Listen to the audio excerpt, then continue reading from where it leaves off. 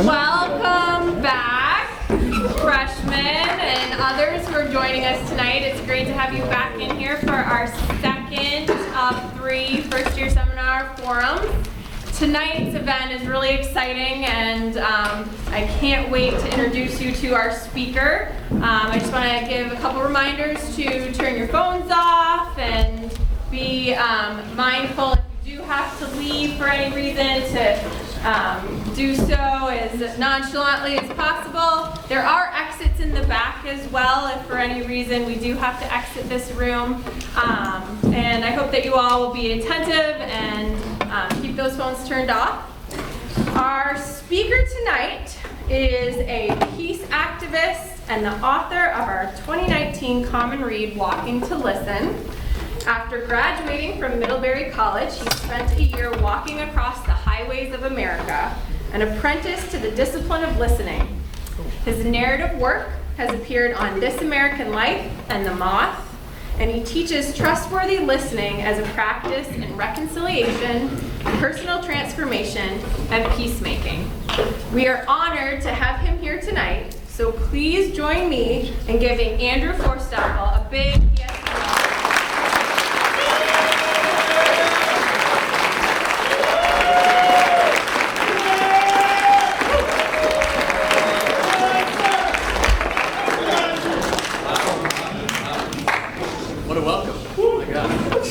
Can you all hear me okay? Is this thing on? Yeah. Not really, right? No.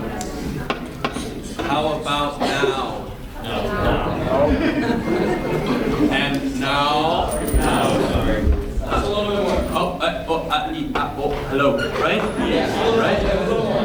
It sounds, yes. There you go. Okay, we got it. Cool. That's awesome. Wow, okay.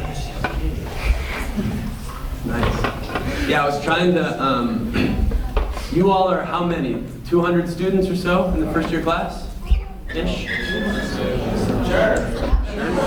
Yes? Okay. I was trying to take a second before, and I like to do this if possible, to just take a glimpse at each and every person who shows up in a space like this, you know?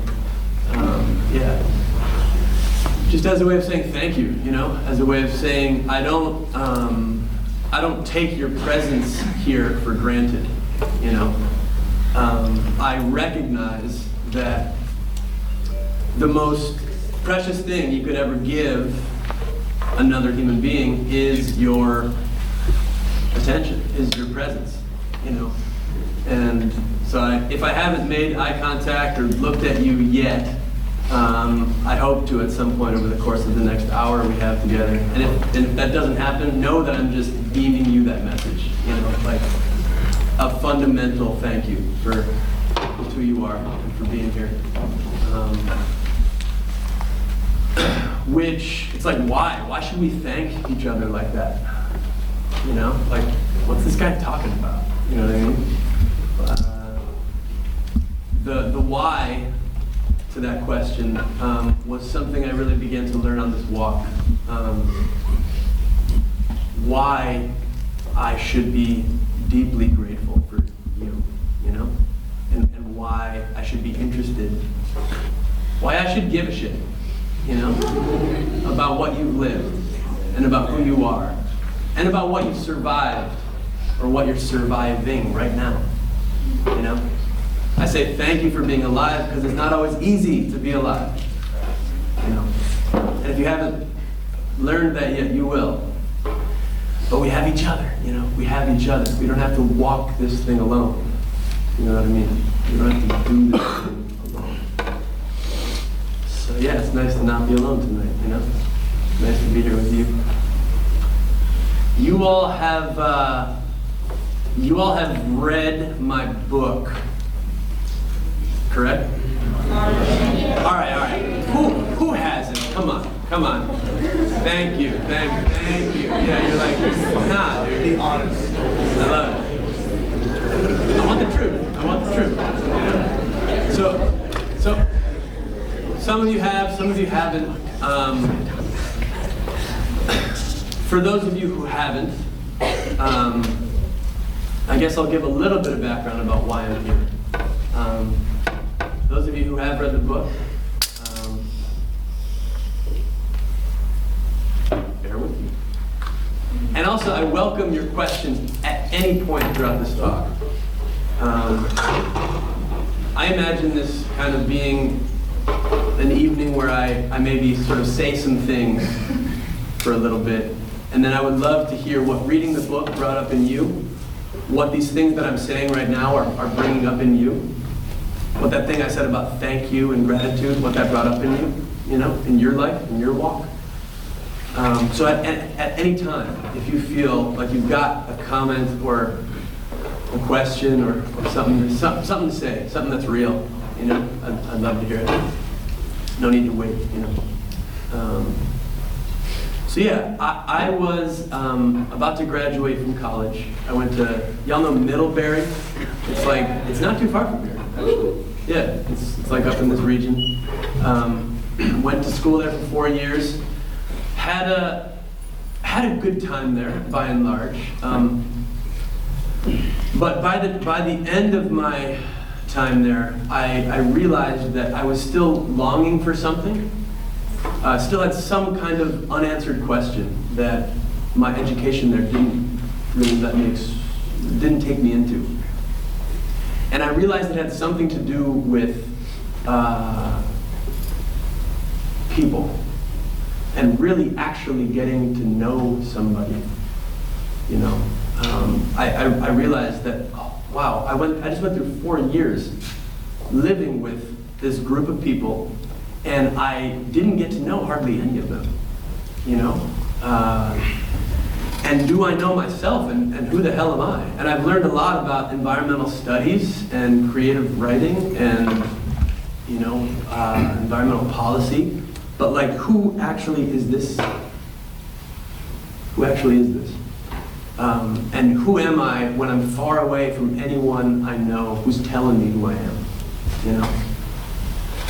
So instead of pretending like I knew more than I did, instead of saying, oh yeah, I just graduated and I know exactly what I'm going to do. I'm going to be a lawyer, or I'm going to be, even though I knew I liked writing at the time, I'm going to be a writer. And I'm just going to write and pretend that I know exactly what I want to do with my life. Because that's kind of what you're told, right? Know the answer to the question. Know who you are. And if you don't, if you're uncertain, well, then you should probably go to the Career Services office and figure that out quick, And if you have any anxiety about any of this, well, whoa, that's a problem, I started to see these things different. I saw my anxiety about my uncertainty as actually a powerful thing. And instead of pretending it didn't exist, I used the energy of that uncertainty. Imagine this gathering energy behind you, that if only you can stay truthful to it, which is to say, don't pretend it's not there. Say, hey, this is the truth of my experience. You can use that energy. And so I wanted to use it to, but I didn't know what to do,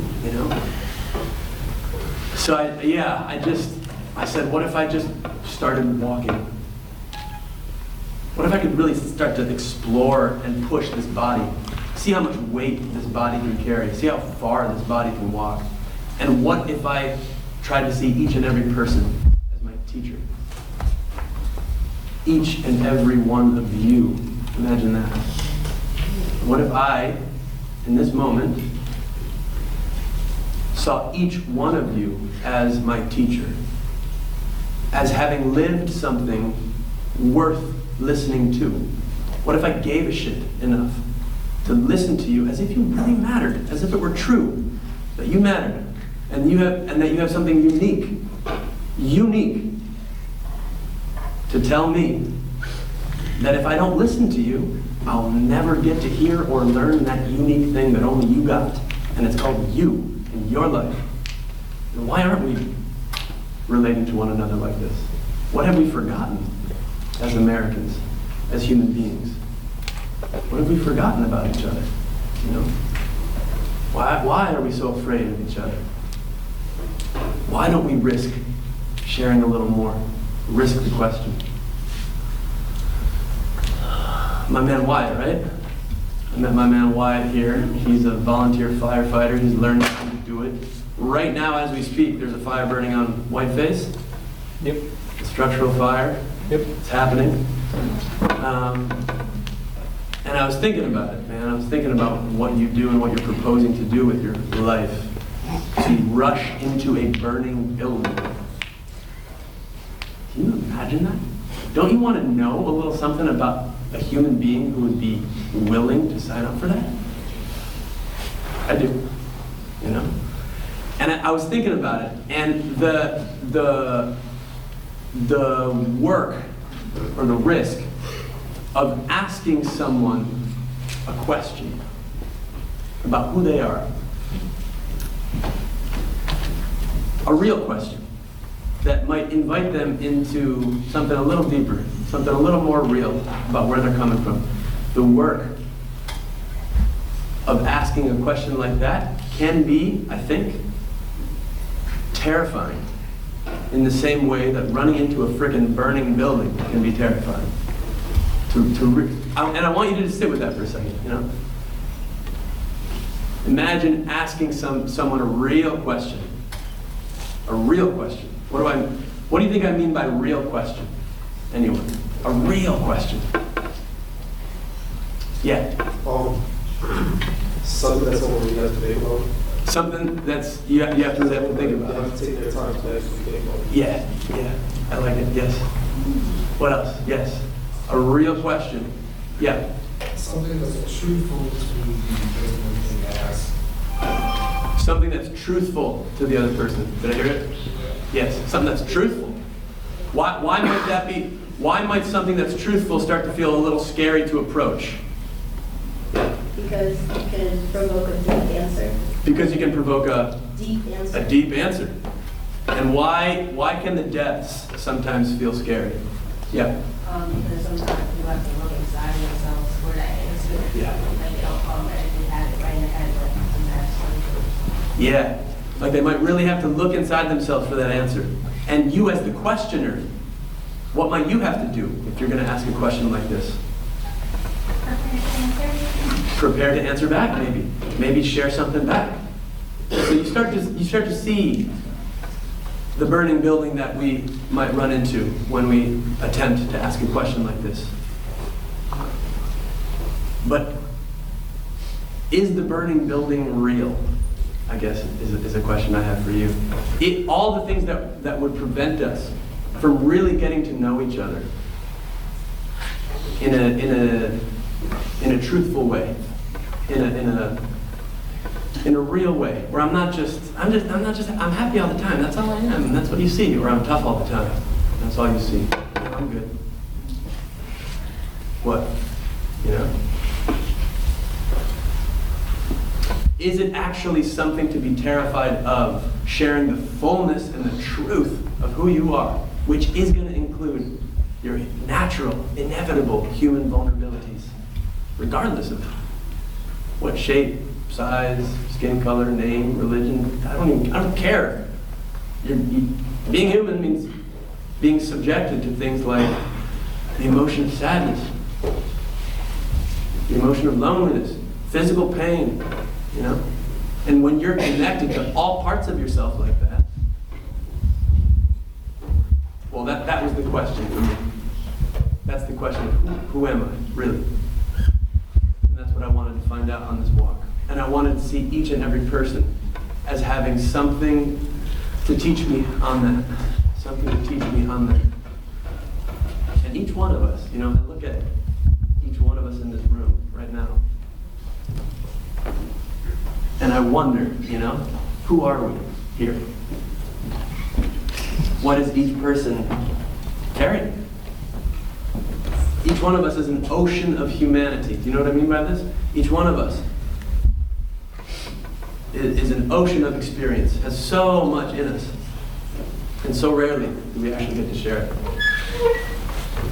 I was doing some work with a fraternity just 2 days ago at Bucknell University. And I was trying to take what I learned on my walk about what I'm calling trustworthy listening. You know, this attempt to connect in a deeper way with each and every person and to see them as worth that effort. I was taking this to the fraternity, and these are what you'd imagine fraternity brothers to be. You can fill in that image for yourself. Okay, and so we were there, and I was there with my colleague Pete, and we're trying to find different ways to go a little deeper together, given all the fear that can come with that. Because especially as men, men, we're pretty much told, it's okay to be like this narrow bandwidth of color, but all the rest of the colors, it's not okay. I'm allowed to be strong, confident, and certain. The other natural experiences of being maybe uncertain or confused or sad, the other natural, inevitable aspects of being human, I'm not allowed to be as a man. So I got to be like this, and so the image is strong. And Pete and I are interested in something a little different, something a little more human, please. Something a little more true, a little more truthful, a little more deep. And so we asked them, we said, all right, write something down. And these are brothers, a bunch of young bucks, young men, brothers in the room, right? Write down something on a piece of paper that no one in this room knows about you, and that you would be reluctant to share in person, whatever that thing is. Something that maybe no one in the room knows about you, and that you'd be reluctant to share in person, certainly in a group. And then you're going to crumple it up and throw it in the middle. Don't write your name on it, And then we'll redistribute them and we'll read them. And you'll be reading someone else's thing. So we did this, and suddenly we had this pile of crumpled up pieces of paper in the middle, which to me were more than just paper. These were, well, I didn't know what they were. We redistributed them and asked people to read aloud some of what they'd heard, or what they'd seen there.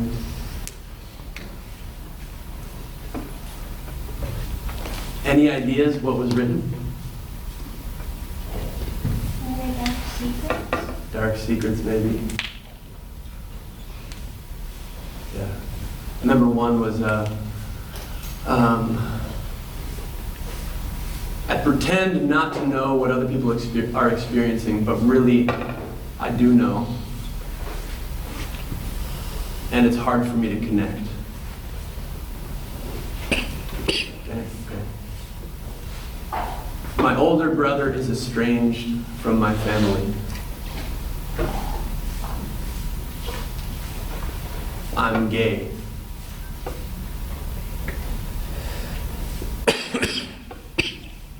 I struggle with depression.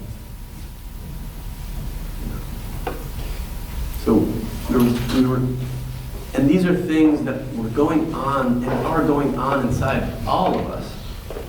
All of us. But because we've been trained to be a certain way, we often don't want to go there. And so we do this. And so the prospect of asking a question that might invite a little more out of you as the questioner, and out of the person you're questioning, is unfamiliar. It can be really new, And it was what I was trying to do on my walk. I was trying to learn how to ask questions like this, really invite out the beauty, the wisdom, the heartbreak, the truth of the people I met, and to see them with respect. To see them with respect. I respect you for diving into that fire, dude. You feel that? Respect you. And the more I get to know who you are, the more I get to know who you are, what you've lived, what you carry, the more I can understand you. So how do we do this, How do we do this together? How do we live together? Yeah, it's a live question. Yeah. Could I just follow up on something Sure. you said? Yes. After the fraternity brothers shared, what happened? Mm. How did you process that? Yeah. What did you do with that information? Yeah. Well, we contextualized it. I think most of them were believing that these things were dark secrets that ought to be kept hidden for a reason. That they're problems that they know that they need to go get fixed somewhere or somehow. And so the first thing we tried to do was tell a new story about what these things actually are. So those, say it's sadness, say it's someone's depression.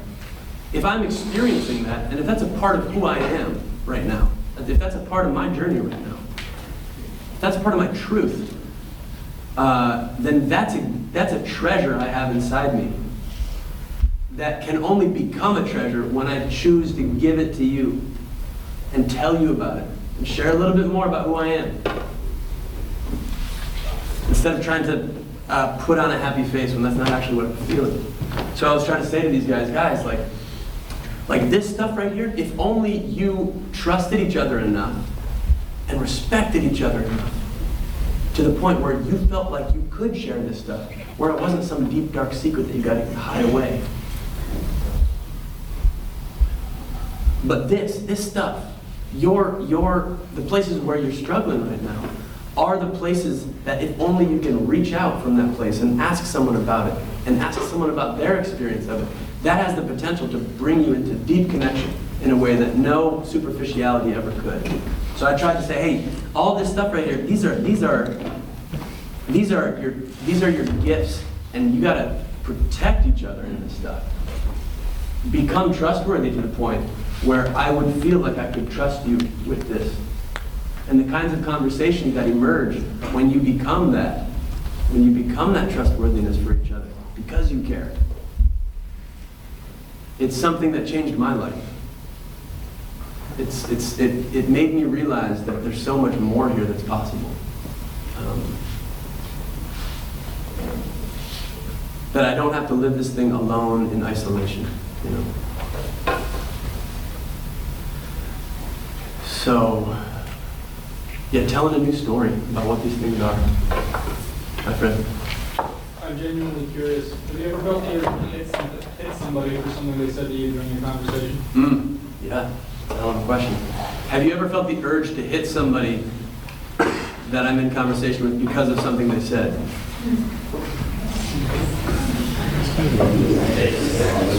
That's real, baby. I love it. Thanks for that question. Can you feel the gift of a question like that? He just let us into a little bit more of who he is and something maybe he's felt or experienced. We know him a little bit better now, and what a courageous thing that is. What a brave man sitting there, willing to risk a real question.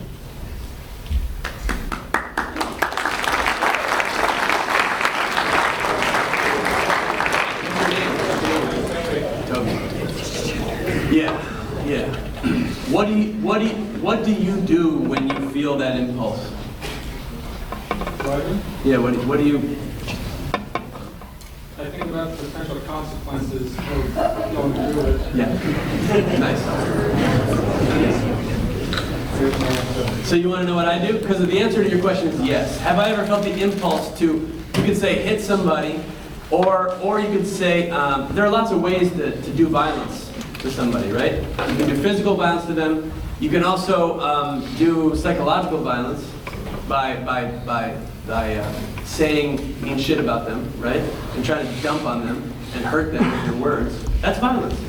You can also just do the violence of judging them in your mind. And maybe I don't say anything. Maybe you say something that really pisses me off. And I don't attack you with my body or my words, but in my mind, I just walk away and I go. So I do that kind of violence to you. What I try to do in these moments, and this gets to the crux of the matter, which is it is freaking hard to listen in the way that I'm talking about. It's hard.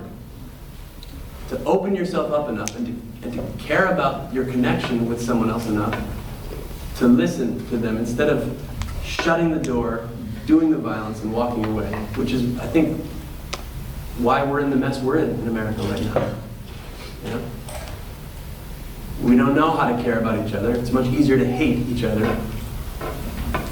It's way easier to hit somebody than it is to listen. And to try to find out why they are the way they are. So what do I do when this happens? And I was learning this on my walk.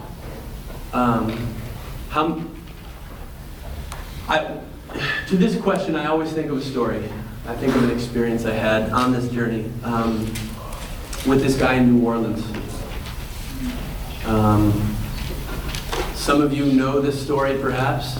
How many of you don't know the story I'm about to tell? Okay. Do the rest of you mind me telling it? You're like, I don't even really want to be here anyway, so do what you want. I'm kidding. No, I feel you guys. I feel you. I'm just razzing you a little bit. I'm razzing you. I think of this story, all right? I'm walking into New Orleans. This is a city people told me not to walk into. They said, don't go there. They'll shoot you for the shirt off your back in New Orleans, man. When people said that to me, I wanted to know the truth of the place, you know? So I would tend to go to those places to find out. What's the only way you can know the truth about somebody? Go see them for yourself. Listen to them. It's the only way to find out. So I figured I'd try to find out. So I'm walking into New Orleans, the outskirts of the city. The sun is setting. My plan had been to camp on the outskirts of town before really getting in to New Orleans. Ooh, you know? Yeah, it's scary. And I would wake up really early the next day, really early, before all the bad people were awake. Because the bad people sleep in, you know? They were doing bad things all night. It's just my logic. And I'll get to the center of New Orleans in my friend's place, you know, it'll be 11 o'clock in the morning, I'll be fine. And I get to this little bar on the outskirts of town, the sun is setting, and I tell this guy my plan. Wake up really early, you know? He goes, you know, crackheads don't sleep. I was like, I hadn't thought of that. So, but it was too late. I was walking, and I was walking to listen. So I heard this guy. I heard people saying, don't walk through there. There are a bunch of crazy people over there. I heard all kinds of people, but I'm also listening for what the truth might be, you know? One way to find out, got to listen from here. Listen from here. So I'm on the road again. I'm looking for a place to camp out, and I hear this guy go, hey! Kind of like that. And I pretended I didn't hear. I'm like, maybe he's not talking to me. And then I hear, hey you, Walker. Oh, he's talking to me. And I was thinking about this. I was almost 1,000 miles from home. I was alone. I was on the road. I wasn't in a car. I was vulnerable, people. Imagine yourself there. Far away from home. You don't know anybody. You're on the road. And you hear this voice, okay? Just feel that. What would that be like for you? You don't know where you're sleeping that night, okay? Hey, Walker. Okay. So I cross the road and I see this guy. He's this white guy, middle-aged. And he's standing at his porch, kind of like this, with like a sleeveless shirt, kind of wild and crazy hair. And he's got, I'm going to say he had a little pot belly. I don't know if that's true, but I'm just, for this moment, let's say he had a little pot belly. His hair was kind of wild. He goes, what are you doing? I go, well, my name's Andrew. So in these moments, I try to stay connected to my ultimate intention. Is my ultimate intention here, as a human being who's alive in this moment?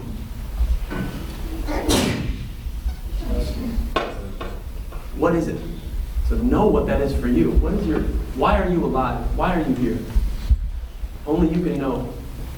And don't forget it once you do. For me in that moment, it was to listen, which had something to do with understanding. something to do with finding the unity in our diversity. So he's hitting me with all this heat. What are you doing here? I go, I'm Andrew. I'm walking to listen. I'm listening to people and you know, their experiences. And started in Philadelphia. I may go as far as California. Philadelphia? So you're a freaking Yankee. Who the heck invited you down here? I go, well, no one invited me. He goes, that's neutral ground you're standing on right now, but as soon as you come onto my lawn, that's my taxed land. That's my territory. Okay. So how do I, this man is hitting me with some violence, right? Not physical violence. How do I raise the bar and keep it up here, you know? And take care of myself. I'm not trying to get stabbed, you know? But I don't want to sever the connection with this man. Because we're all connected, whether we like it or not. It's our job to figure out how to take care of that. I want you to think about that with your class. You're all connected, like it or not. Learn how to take care of it. Take care of each other. Listening is here to serve you in that. Okay. Man, don't tell me what to do. Okay, I won't. So I go, all right, dude. I really am just here to listen. If that's not something you're into, I'll just be on my way. I'm not trying to cause any problems. So I turned and left, but I kept the door of my heart open to this man. I didn't know, what an asshole, this freaking guy, you know? No, I kept it open. I'm taking care of myself. I go to walk. Then I hear him go, hey, wait. I turn around, yeah. He goes, do you like beer? I go, yeah. He goes, you want one? I go, all right, sure. I walk up to his porch, and I see that as sort of a heart-opening moment. And if you lived your whole life with a defended, guarded heart, and you have one moment where you open up a little bit and run into the burning fire and take the risk, ask the question, hey, do you want to come have a drink with me? There's vulnerability in this. It's not just going to stay open. So it closed again. He goes, you got to leave your backpack out here on the porch because I don't want you pulling no gun on me or nothing like that. I go, all right. He goes, you got an ID on you? I go, yeah. He goes, let me see it. So as if I was trying to get into some kind of club or something. Some like New York City club. I'm like, here's my ID. He's like, okay. Huh? You know, I used to work at a liquor store, and this looks like a fake. I go, it's not a fake, man. He's like, I think it might be. I go, no, it's not. I go to grab it. He goes, ah. So he's playing all kinds of power games, you know. And what am I doing? I'm trying to stay connected to my ultimate mission. What's your mission? My mission is to listen, people. I know that this guy is more than the madness he's pretending to be. Think about that for a second. These monsters in your lives, these people who behave monstrously, they're more than the worst thing they've ever done. That's something Brian Stevenson said. If you don't know him, look him up. Amazing man. We're more than the worst thing we've ever done, people. We never stop being human in here, no matter how confused we get. And how do I not, you know? Because sometimes I want to, you know? So he gives me my ID back, and he lets me into his house, and I see cat toys lying around all over the place. And this is what happens when you choose to abstain from the violence, physical, psychological. When you choose to abstain and stay committed to the work of being trustworthy, even for this person who seems so monstrous. When they feel you, when they feel that you're trustworthy, they might risk sharing a little bit more about who they are with you, which might help you understand why they believe what they believe, or their behavior. So at first, all I had was this. All he was a crazy freaking guy screaming at me from the side of the road. This little pinprick view of him. That's all I had of him. Suddenly I had a little more. Now he's a man alone living with his cat. You know? Okay, I'm getting more data about this guy. We sit down at the table, he brings these beers out. And he starts telling me these stories, man. And they're filled with racism. They're filled with toxic hatred. They're filled with violence. He's telling me stories about people he's beaten and, you know, rough stuff that he's sharing with me. And in that moment, in those moments, and I don't have an answer for you, ultimately. I'm struggling. How do I accept this man as a human being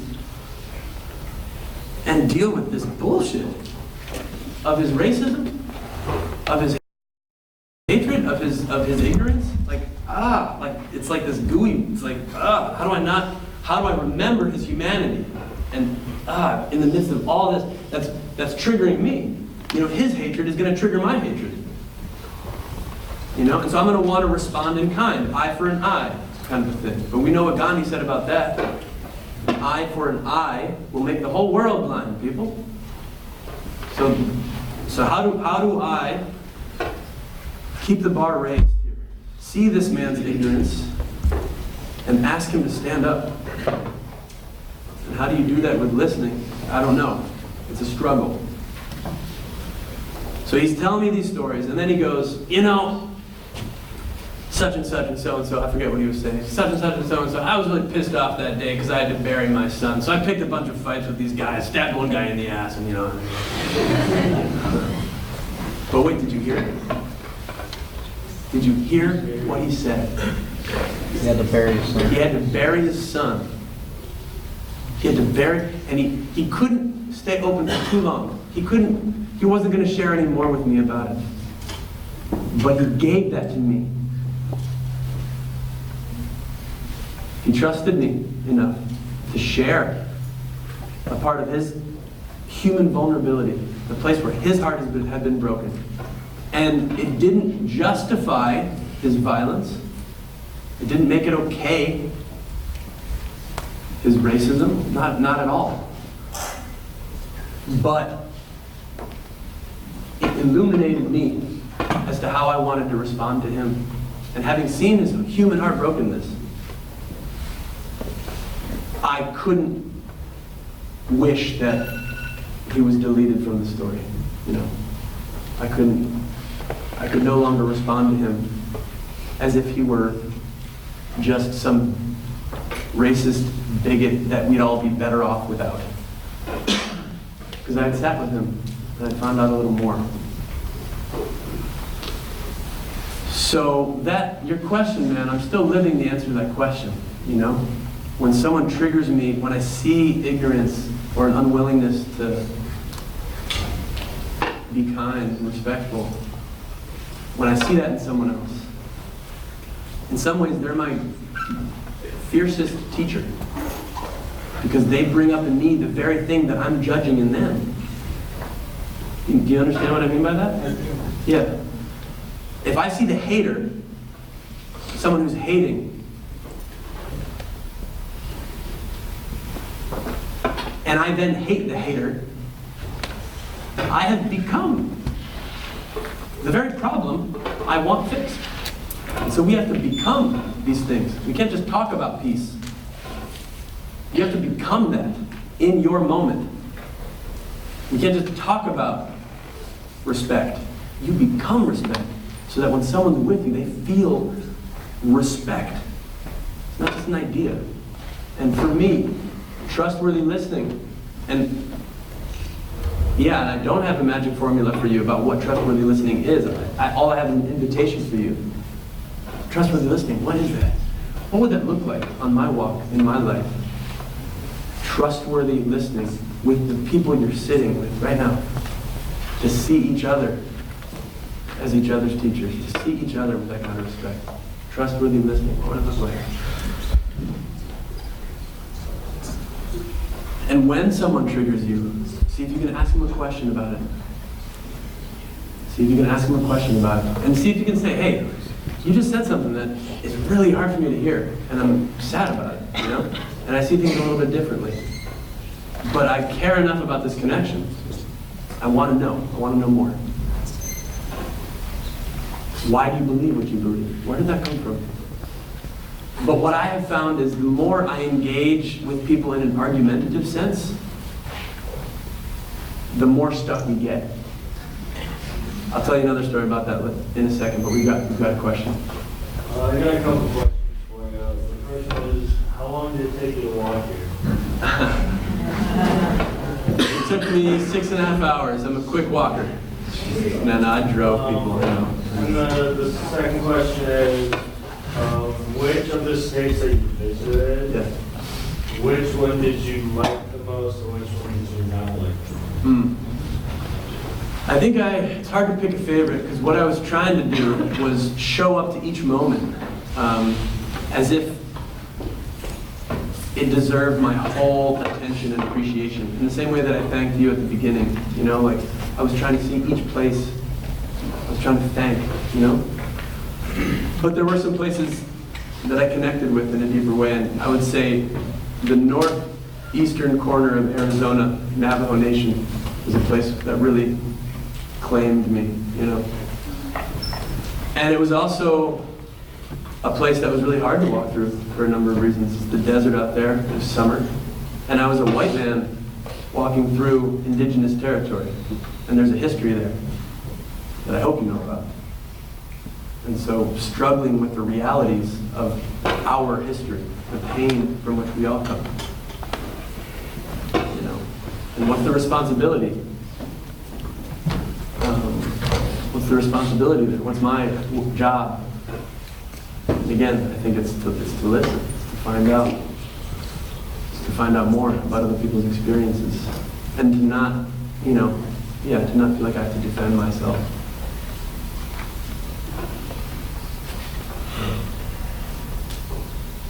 There's more on that, but I want to come back to you, man. Is there anything that you want to share in response to what I shared on that? When I think back at I did a year of AmeriCorps last year, and I served on 2 different natural disasters.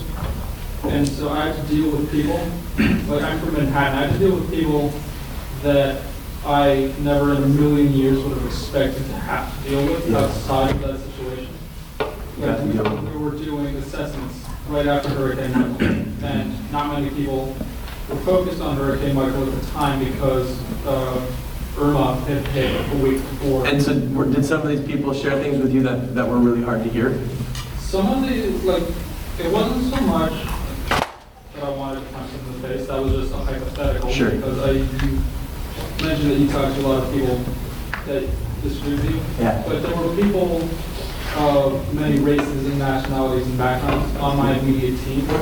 And I would have to deal with people who would talk to me or refuse to talk to some of my team members because they were women or they had a different skin color. And that drove me crazy because even though we were there for the sole purpose of helping them, they were so deep into their beliefs on race, identity, sexuality, or misogyny that they were even then unwilling to accept aid from people, people who were genuinely there trying to help them. And that's where the thought of I want to grab this person and shake them. So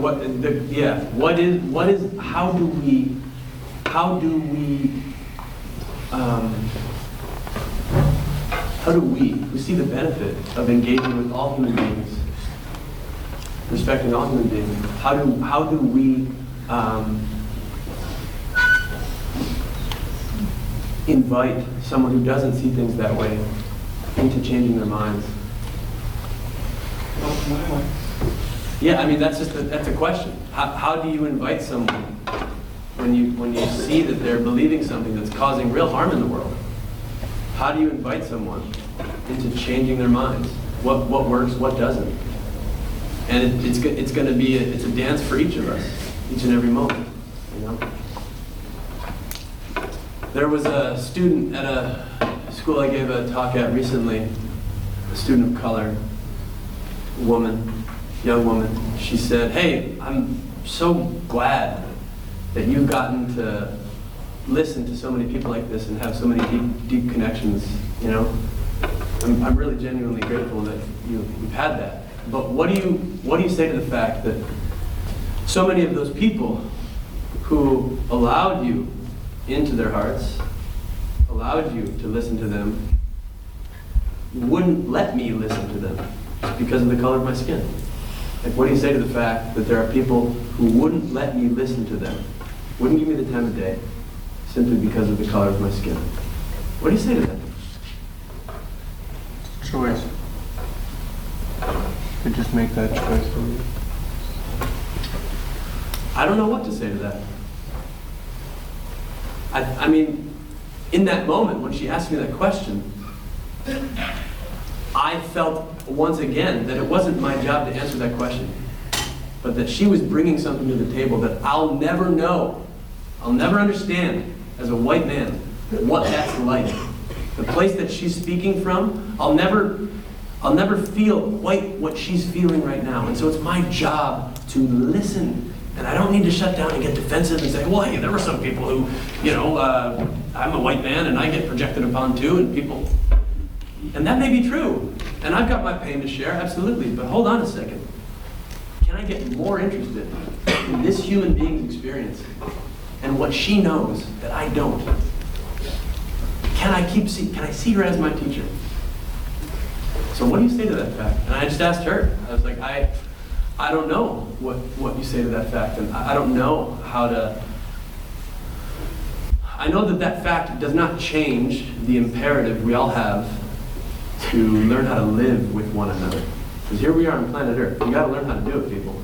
And I know that listening is a part of helping us learn how. So it doesn't change the fact that we still have to listen. But I don't know what else we do with that fact. You tell me. I don't want to be here and give you some answer. Tell me, tell me a little bit about what that's like, if you're willing to gift me with that. This isn't some argument here. Would you tell me more about who you are and what you know? And can the anger in that question be allowed? Can I be strong enough to allow for that anger without shutting down and defensiveness? Can the grief? There are some people out there who won't let me listen to them simply because of the color of my skin. There's grief in that. Heartbreak. And there's anger. Can I, as the listener, allow for that? Allow them that. Receive that as a gift. It's not as an attack, as a, hey, you're letting me see that. You're letting me know a little bit more about who you are. What a gift.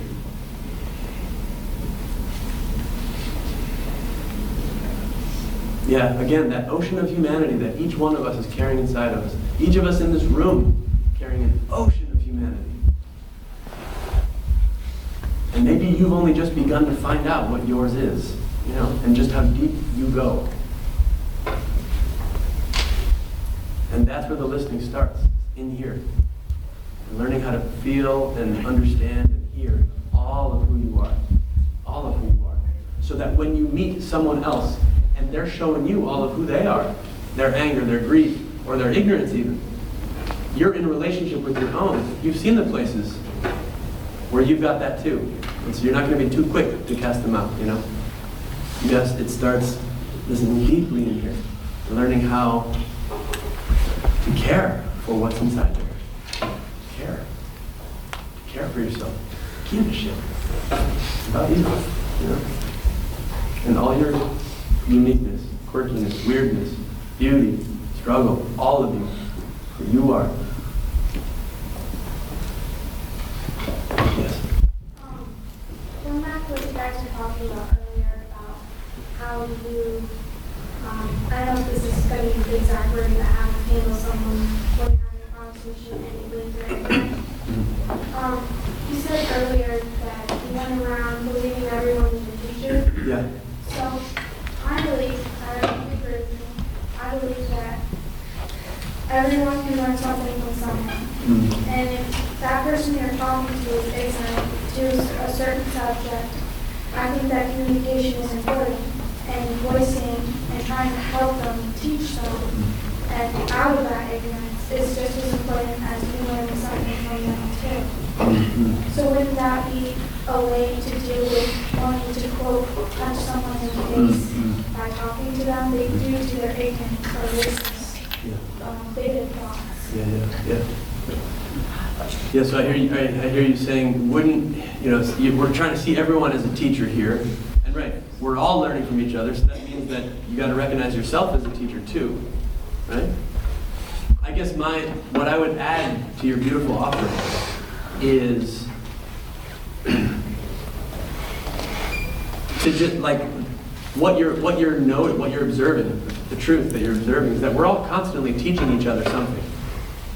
And so to begin paying attention to what it is I'm teaching. And what I'm teaching is what I'm living. Whatever it is I'm living, that's what I'm teaching. And by teaching, I just mean sharing or spreading. The vibe I'm putting off, That's my teaching, and it's whatever it is that I'm living.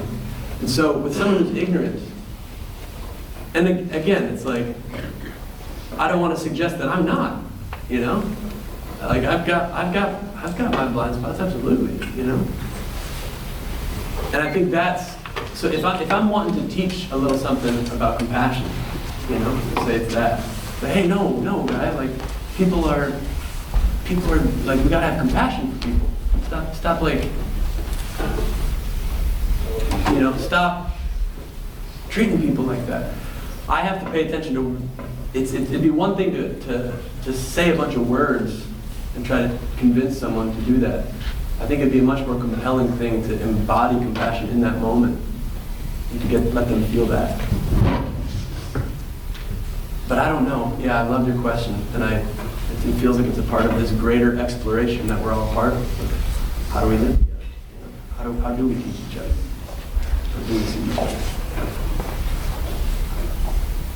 Yes. A little story. So one of where I heard this speaker was a woman. Can you be sure to speak up? Yeah, Speak. so there's, I feel like it was an NPR. There was a woman and she's a black woman, and she was a black rights activist. And her next door neighbor was a high-ranking member of the Monitor Ku Klux Klan. And rather than tell him all these things that were true about why his beliefs were problematic, she just was kind to him. And 7 years later, he joined her in her activism. And I think that's valuable. And so rather than when you like tell people something, a lot of times it's defensive. And if they embody that, they can't be defensive against that. Yeah, these are all experiments. Thank you for sharing that. These are all experiments. And how do we do this? What's effective? And maybe sometimes it's going to be a stern word. Maybe sometimes it is going to be anger.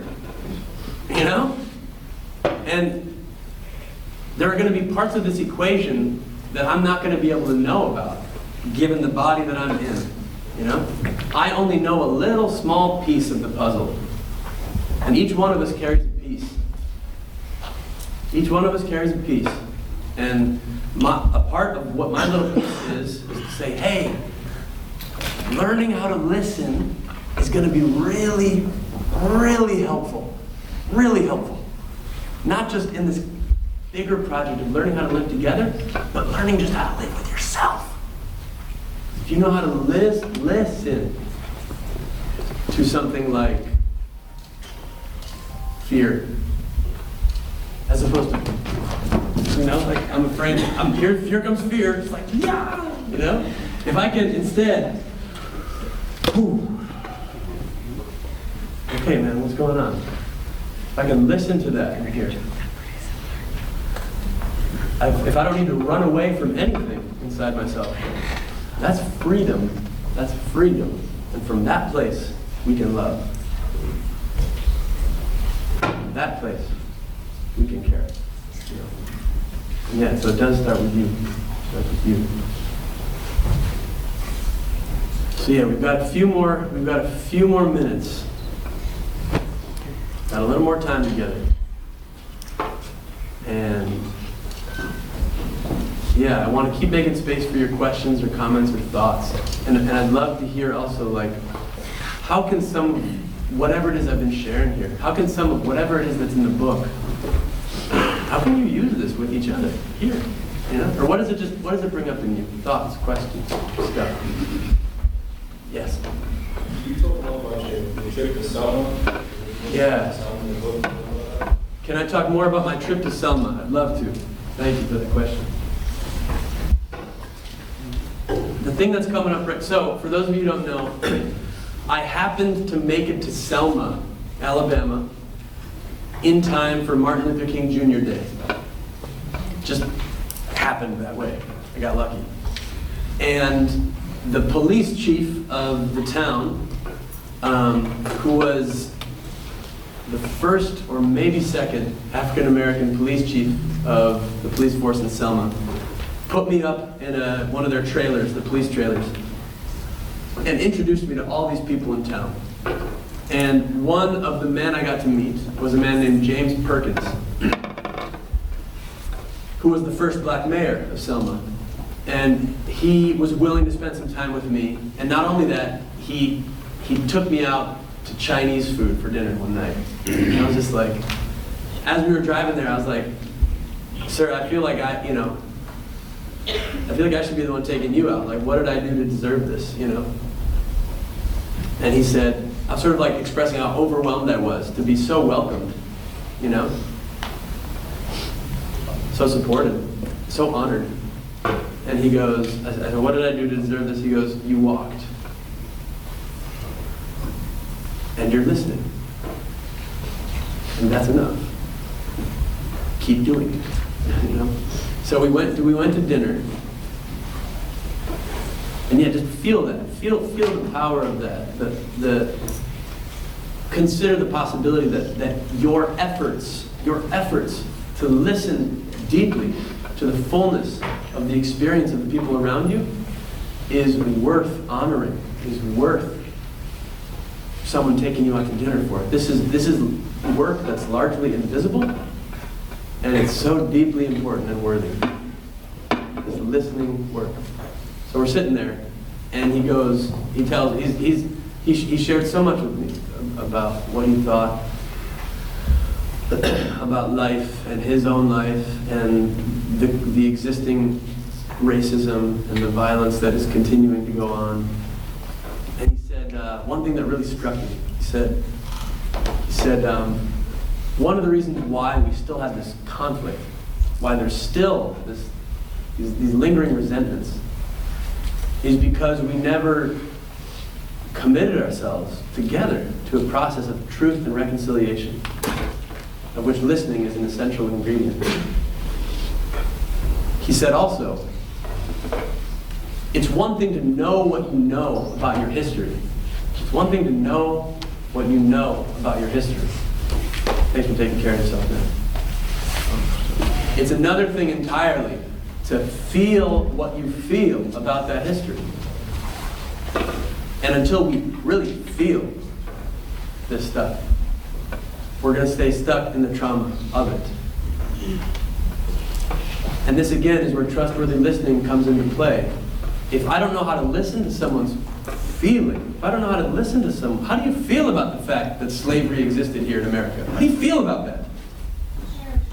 Terrible. How do you feel about the fact that people have been oppressed? You know? How do you feel about the poverty? How do you feel? Pissed off. Pissed off. Fucked up. Fucked up. Maybe some of you say, hey, I feel defensive. Hold on a second, I don't want to be attacked. All of these feelings. Well, hold on a second. All of these feelings are a part of what it's going to take to heal us. And until we feel them and learn how to be with each other in them, instead of just hitting someone and ending the conversation, we won't be able to get there. So how do we become strong enough to listen to the fullness of somebody? And these things aren't concepts. You know, it's you and me and human beings. We right now are the carriers of our history. We're the ones who are carrying the torch right now. And how we choose to interact with each other, how we choose to listen, and how deeply we can do that is totally up to us. The people who came before us did what they could. They did what they could. And now it's up to us. And it's not going to happen in D.C. or New York City, it's going to happen right here, right where you are right now. I mean, for the people who are living in New York City, it'll happen there for them. For the people who are in D.C., it'll happen there for them. What I'm saying is it's not the transformation that awaits us as a people has to begin with each and every one of us. It's not up to the president, whoever the president is. Whether you like them or not, it doesn't matter. It's up to us to create the world we want to live in. And so the mayor was suggesting to me, James Perkins, that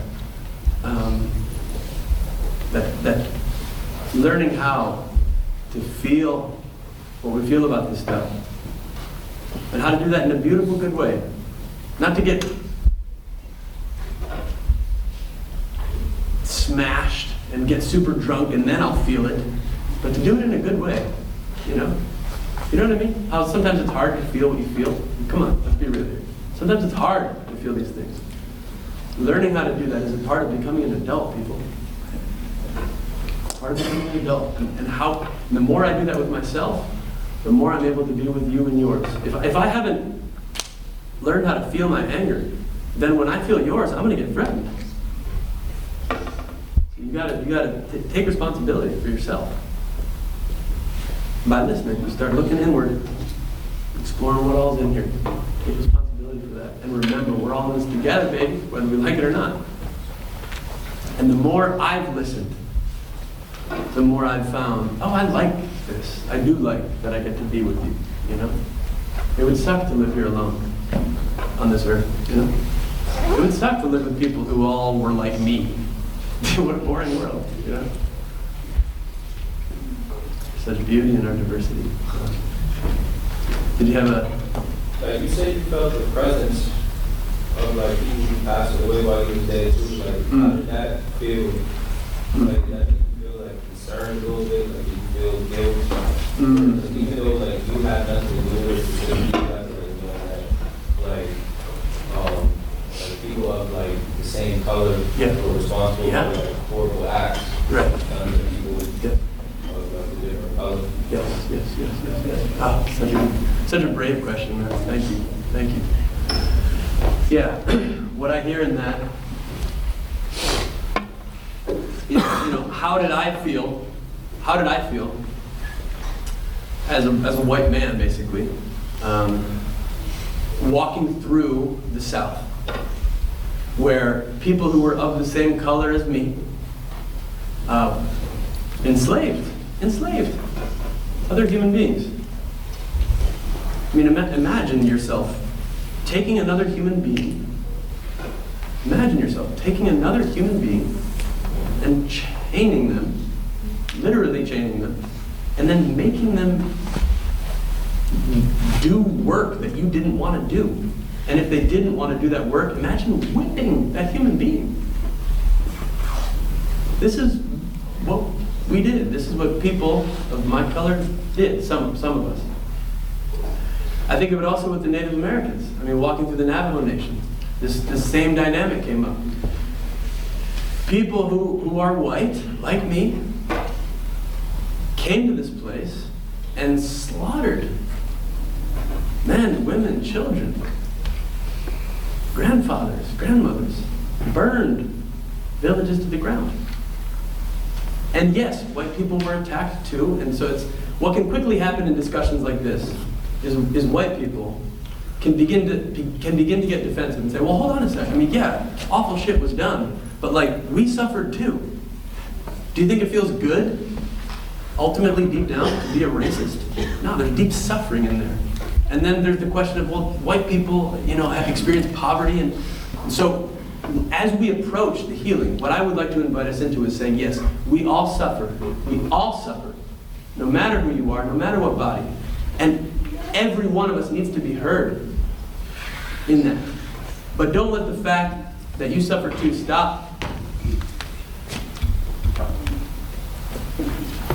the person who has suffered, the descendant of the slave, the descendant of the Native American, from expressing what they're feeling. Let's just put this on hold for a second, you know?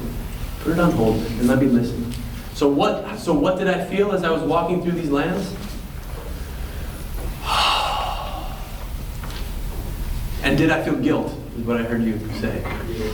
Did I feel guilt, right?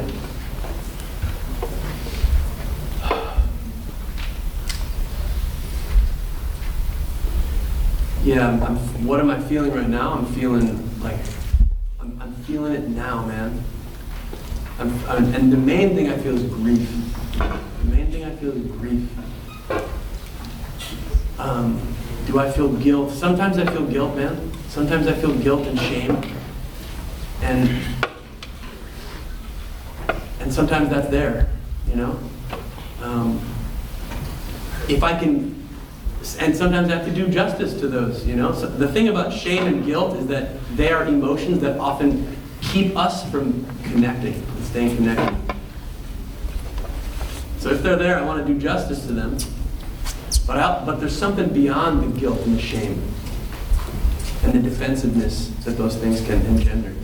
I think beyond the guilt and the shame, there's grief. I think there's a universal grief that ultimately, deep, deep down, for some of us it's real deep, we are all feeling. And then I feel a responsibility to listen, my friend. I feel it with you now, you know, and we're in this situation right now where I'm here and I'm expected to say things, you know what I mean? But in this moment, I feel, there's a responsibility to listen here. You're trusting me enough. You're reaching out to me enough to risk that. And that's an invitation that I want to take you up on. And ultimately, it's something I want you to take up with each other. Because this dude's going to be out of town tomorrow, you know what I mean? You're in community together. So you're bringing something up here that's an invitation that I pray for your own sense of connectedness and joy and care for each other. You can trust each other enough to have these, and they are hard conversations sometimes. But see if you can be that trustworthy presence. Know that someone else's pain doesn't mean you're a bad person.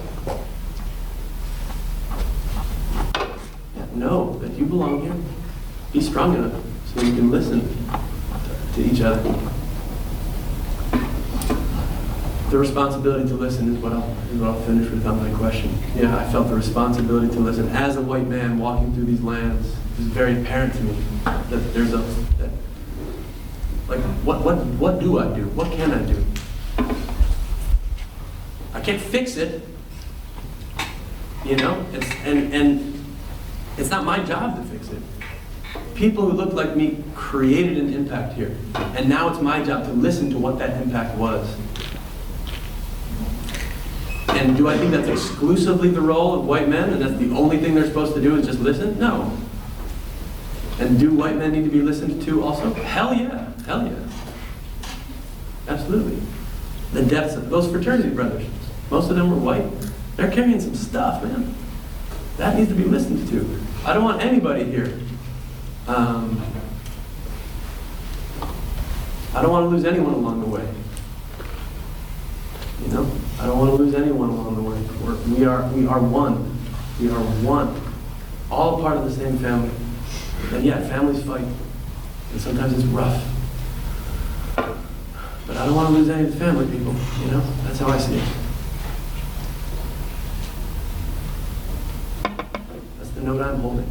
And that note can include whatever your experience is.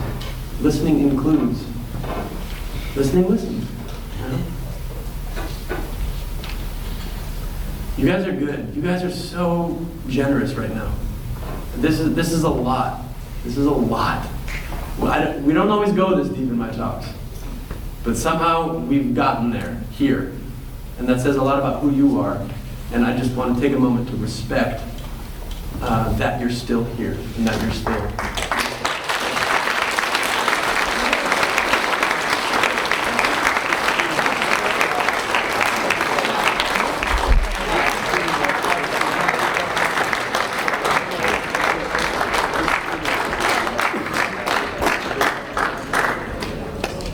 So yeah, and I know your bodies are tired and you're ready to go, and you're like, no, that was the clap to like get you off the stage, dude. Yeah. So yeah, we're just about there, and maybe we are there. Maybe that was it. I want to make space for one more question. Yes. I understand things have happened in the past, but at what point can we sit down and say the past is the past? You weren't a part of it. Let's stay here. Let's stay here. Let's stay. It's hard to hear, right? It's hard to hear. She's having the courage. She's having the courage to say something. Say how she feels. Let's do it right now. Let's do it right now. Let's see if we can listen, okay? If we don't air this stuff out, okay, we will fall apart, and I can feel it happening now, okay? So let's give the respect. Let's try, okay? Let's try. Like me for the question, but in all Let's try. honesty, I have Hang in there with me. been bigoted against anyone in my life. I understand things have happened in the past, but if we continuously do that, then the roles just switch where Hang in there with me. stuff like racism can switch. I understand. Hang in there with me. It's not. There is a problem, but Yeah, hang in there. when eventually it turns to a point where all white people hate black people, Hang in there with us. that's Hang in there, baby. against, We're still here. I'm still listening. against someone of color. Yeah. It may not be the color that we're used to being taken down, but it's Hang in still there. a color that is being Still here. voiced against. Yes. Okay. So why can't people just be people and the past be the past? We can learn from it and we can learn to do better from it. But why does that have to be our responsibility? Now, I have a question for you. Is that a genuine question? What I mean, I have respect right now, and I would like to not be the only one having that. Okay. What I mean by is that a genuine question is, are you asking from a place of not knowing the answer and you're genuinely wanting to know? Because if it is a genuine question, be prepared to receive a genuine answer. If it's not a question, though, you know what I mean? You get what I'm saying? Okay. So I just want to ask you again. So the question was, and allow me to try to re-articulate what you said. Why can't we let the past just be the past? More so. Okay, more so.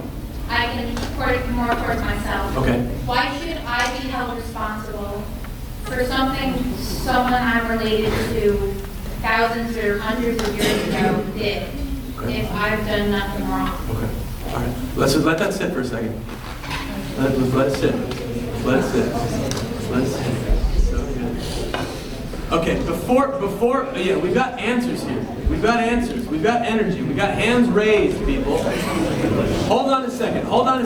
Before we continue the conversation, I want each one of you to I want you to close your eyes for a second. Not to end the conversation, but I want you to feel what you're feeling right now, okay? Just feel it. Feel what her question brought up in you. A lot. So it brought up a lot.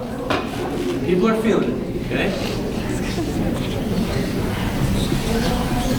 Okay. So the question was asked as a genuine question. I want to see if someone here in the room, it's not going to be me, can respond, and I want you to practice, whoever it is. I want you to practice responding. I want you to practice knowing that our friend here is practicing too, and we're all friggin' practicing. We're trying. This is sloppy, messy. We're trying, okay? I want you to practice answering it, remembering that whoever it is who's hearing the answer is a part of your family, okay? Okay, so I feel the weight of responsibility here. I don't know who should be chosen in this moment. Can we collectively decide?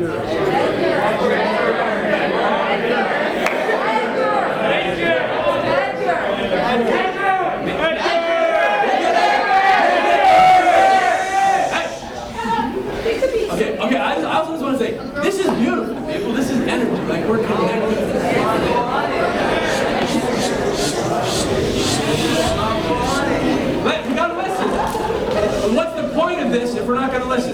got to listen. Trustworthily. Trustworthily. So my friend, you just asked a powerful question that brought up a lot.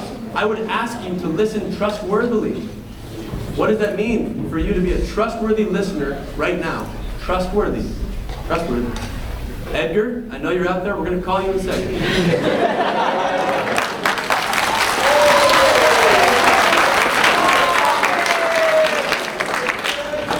So we're about to receive something from one of our family.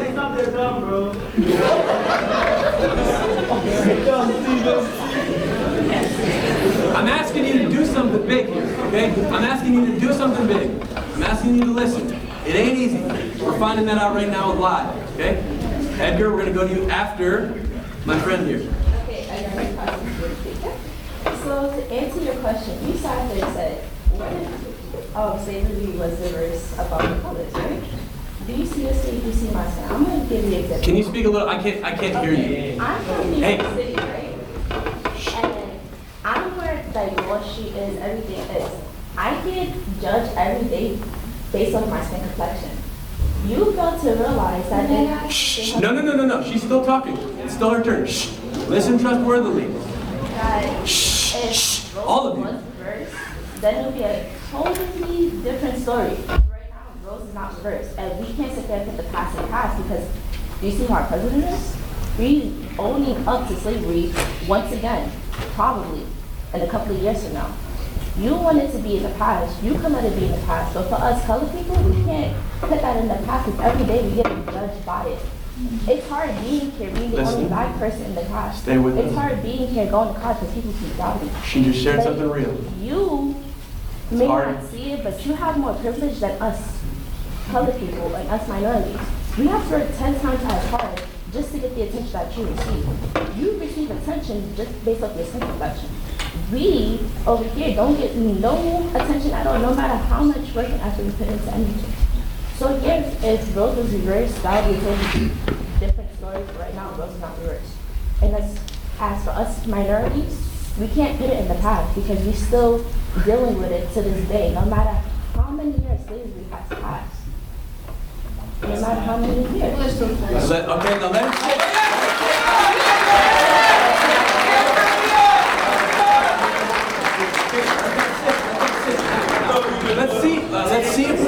Let's see if we can let that sit for a second. And let's see if we can remember whether you understand or don't, agree or don't. Hold on, let's just recall what just happened here. Each one of you let each other know a little bit more about who you are. Okay? And see if you can remember that. Down here, you too. You just got to see a little bit more about this person, what they understand, what they don't understand. You just got to see a little bit more about this person, what they feel. And maybe you see, there's maybe something came up and you said, well, hold on a second, she just said something that maybe she doesn't understand this about me. So you understand here that underneath these hard freaking conversations, these hard and painful conversations, there has to be a remembrance of ultimately we are human together and getting to learn more about each other. Whether you agree or disagree, she just let you in on something. I heard her say, sometimes it's hard going to school here. I mean, that's just, you can't debate that. That's her experience. It's like, damn, you just let me learn something about you. Can I have some gratitude for that? And I don't doubt, my friend, that she said things that made you say, I feel misunderstood by what she just said. I want her to know something more about me. I know that came up in you know? So there's an opportunity here.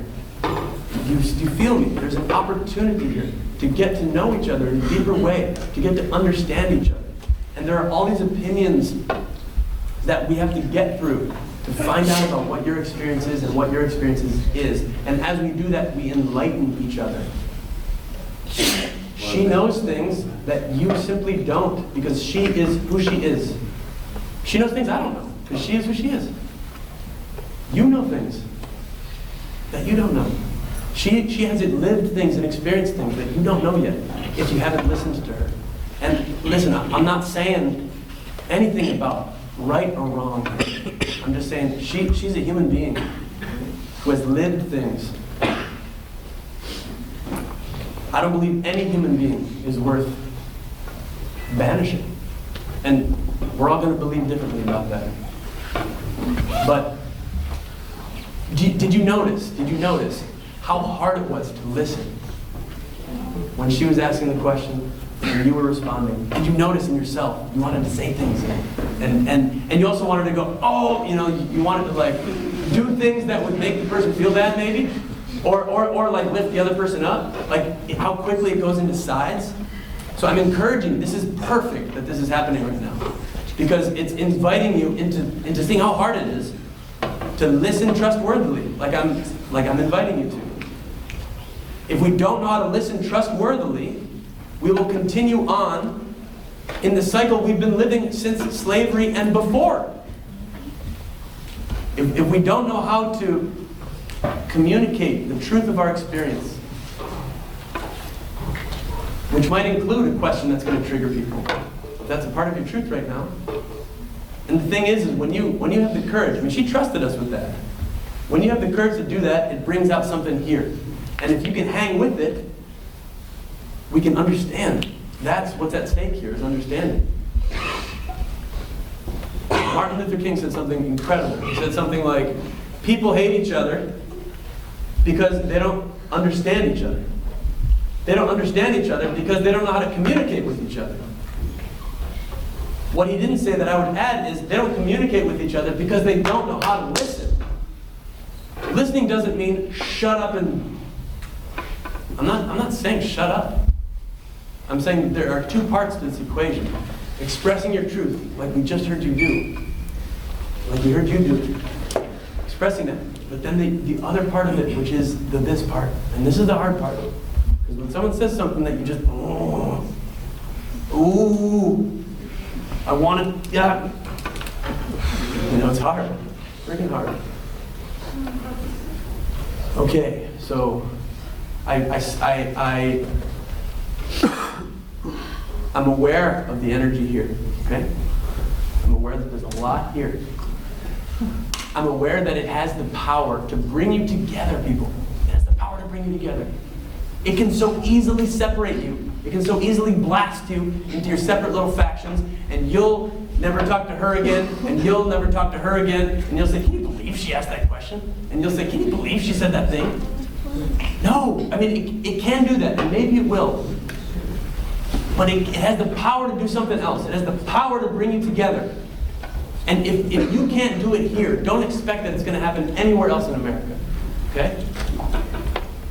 There's a chance here. There's a chance here. There's so much energy here. See if you can allow for one another so that you can teach each other, teaching each other things. Edgar, I don't want to.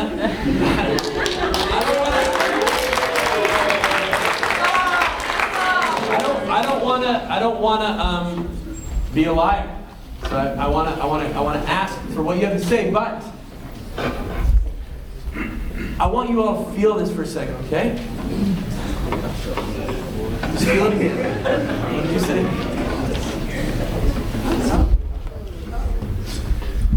What's that? You're cold. I'm cold. You're cold. I'm feeling the cold. You're feeling the cold. Okay. Thanks for being real. I'm starting to sweat up here.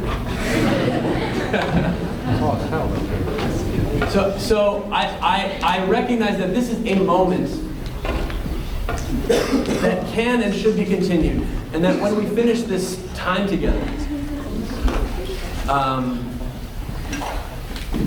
we're still going to be here. You know what I'm saying? So anyway, we'll go to that at the end. Edgar, I said I'd call on you, dude. So I want to invite you to use this as an opportunity again to see if you can do this very hard thing of communicating what I imagine is a hard truth for you, while at the same time remembering that who it is you're communicating to is a part of who you are.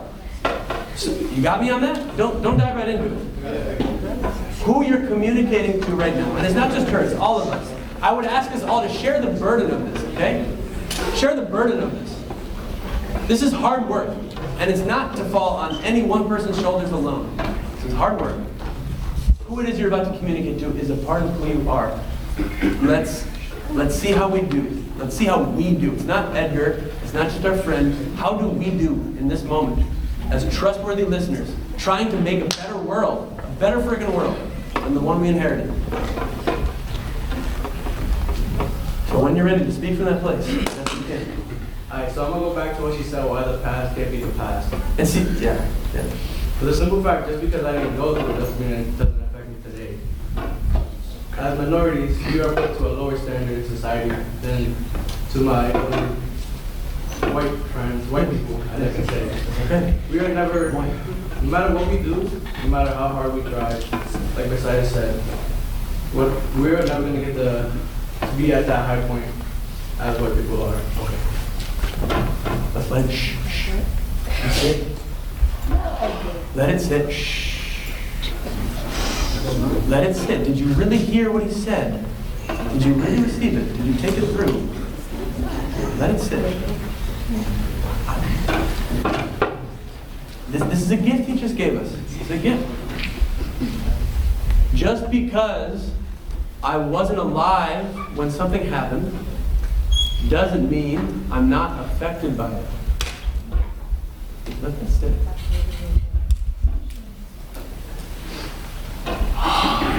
Okay.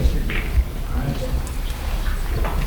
So there can be an urge, and here's the thing, and I feel you all doing it, is again, how can we support each other on all of our unique journeys of understanding?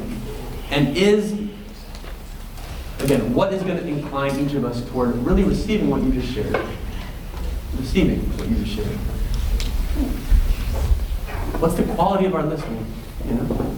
I think it's pretty high right now, is what I'm feeling. It's pretty high right now, and I'm impressed. And this is just the beginning of a conversation. And my friend, I see you, and I'm not gonna call, because it's like 8:10. What is it? It's like 8:30, y'all. I gotta go. So this is the beginning. Yeah, we got homework to do. I know. You're generous. So, hello. So, what I'm doing right now is acknowledging that I see you, and I know it's important, and I know it belongs here. And this doesn't end here. This doesn't end here. This is the beginning.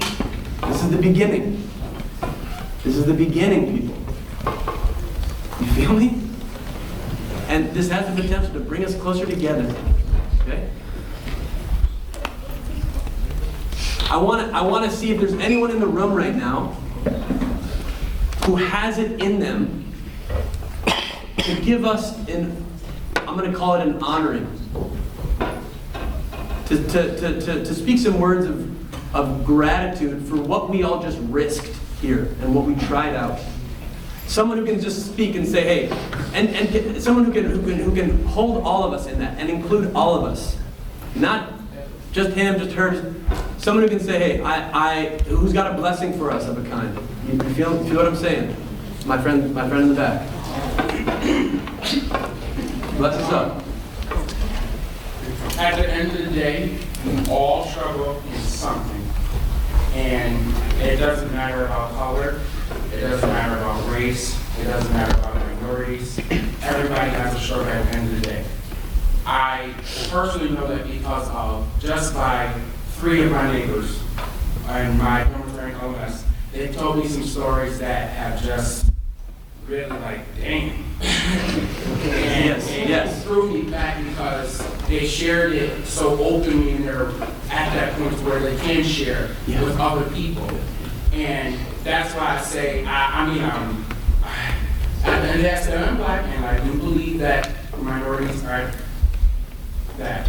But everybody struggles, and everybody goes through different things. And at the end of the day, we're all human beings, and we all need encouragement to move forward in this race we call life. So it's everybody has their feelings, they feel some type of way, and we just all need to help each other about the totem pole. No matter if you're black, white, Mexican, Puerto Rican, purple, orange, I don't give a damn. Everybody needs help. We all need help. We all need help because we're human.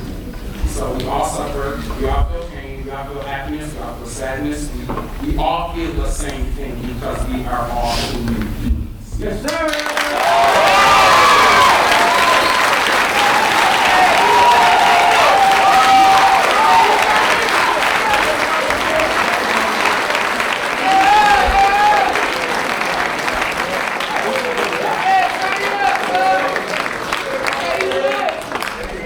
With that beautiful blessing and honor, I thank you, and listen on, my friends.